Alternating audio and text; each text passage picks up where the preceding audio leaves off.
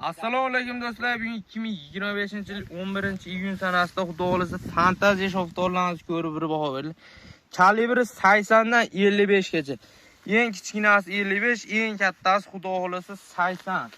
Meva olganini ko'rib bir baho beriladi daraxt. Daraxt yosh 11 yosh, eng katta, eng zo'r bog', ona bog' bo'ladi bu. 11 yil oldin qilingan bog'. Mevalarga bir ko'rib baho berildi. Daraxtda xudo xolasa 11 yoshda 200 kilogacha meva bor. Mevasini ko'tarilmagani sabab shoxlari ham sinib ketgan.